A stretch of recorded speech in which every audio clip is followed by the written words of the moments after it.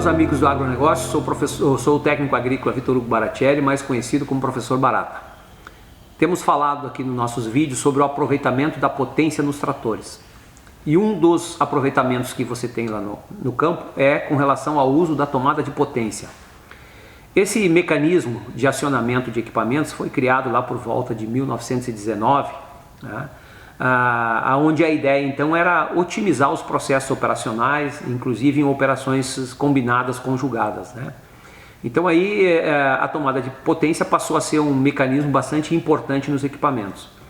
Ela tem como um padrão normal um eixo lá na traseira, né, no centro do trator, no eixo traseiro, e como opcional ainda para algumas situações, a possibilidade da gente ter um hidráulico frontal no trator e também a TDP frontal, tá? Que também é uma possibilidade então de se usar operações simultâneas.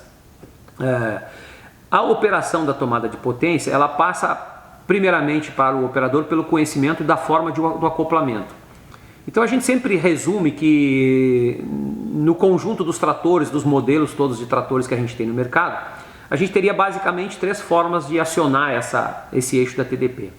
A primeira forma é a mais simples, a mais comum, vamos dizer assim, né? Que é a forma dependente, ou seja, eu tenho uma única embreagem no trator que vai me acionar a marcha, o câmbio, né?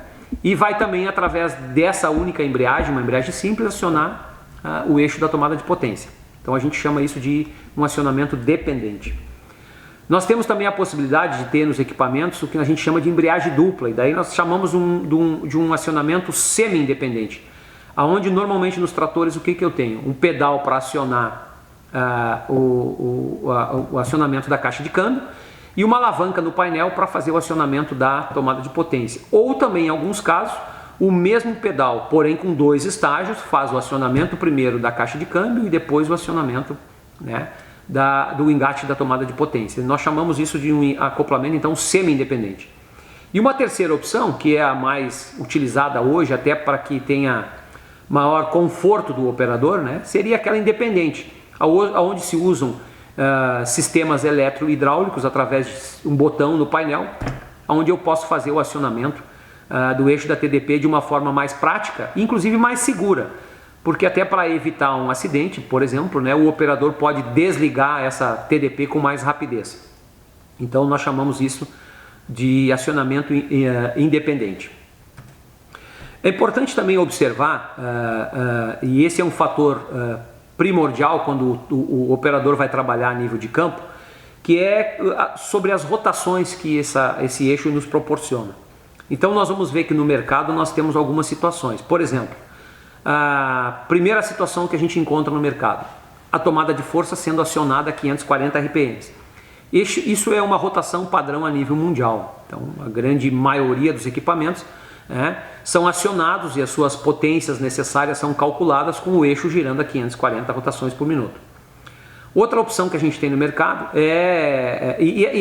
essa rotação, cabe lembrar aqui também, essa rotação de 540 RPM, ela hoje se identifica muito para aqueles tratores de pequeno e médio porte. Depois a gente tem a rotação dos 750 RPMs. Não se tem muito equipamentos hoje aqui, por exemplo, no Brasil, que usam essa rotação, mas ela existe no mercado em alguns modelos, né? E ela também, em geral, é usada naqueles tratores de pequeno e médio porte. Cabe aqui lembrar que alguns equipamentos que têm essa possibilidade utilizam também as 750 rotações, essa gama de 750 rotações por minuto na tomada de potência, para acionar ela como uma tomada de potência econômica, onde eu vou diminuir então a rotação do motor e vou passar das 750 para 540, usando ela de forma mais econômica. Toda vez que eu diminuo a rotação do motor, logicamente uma das questões que me propiciam é a economia de combustível. Outra situação que vocês têm com relação ao eixo da tomada de força é a possibilidade de trabalhar com 1000 rotações por minuto. Alguns equipamentos no mercado pedem essa situação, é possível, né? E normalmente essa rotação de 1000 rotações por minuto, ela é utilizada em tratores de maior potência. Ainda nós temos a nível de campo, se houver necessidade do operador na sua propriedade, tá, a possibilidade de adquirir um trator que tenha uma tomada de potência que nós chamamos de proporcional, ou seja, a rotação do eixo da tomada de força, da tomada de potência, é proporcional à velocidade de deslocamento do trator.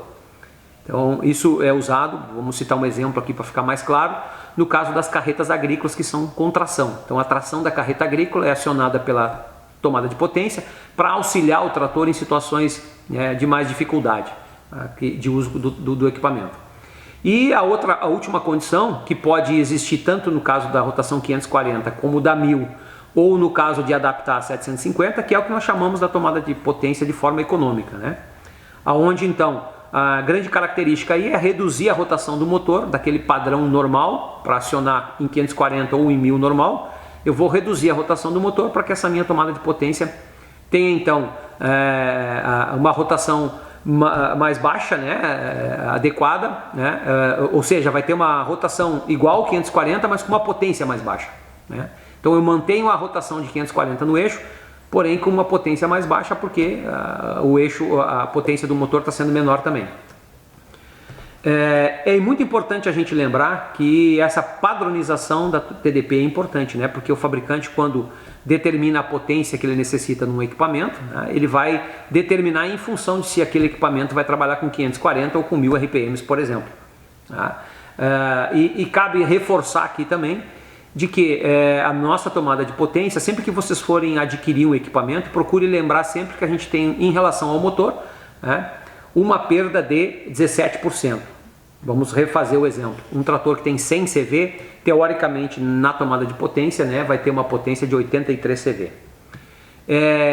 Concluindo esse assunto, é importante lembrar aos operadores da importância da manutenção da rotação quando nós estamos trabalhando, por exemplo, com um pulverizador, né?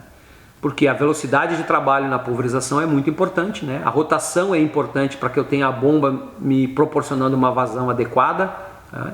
Então deve sempre o operador observar que na maioria dos casos, se não em todos, né, os nossos pulverizadores vão trabalhar sempre com uma rotação padrão de 540 RPM.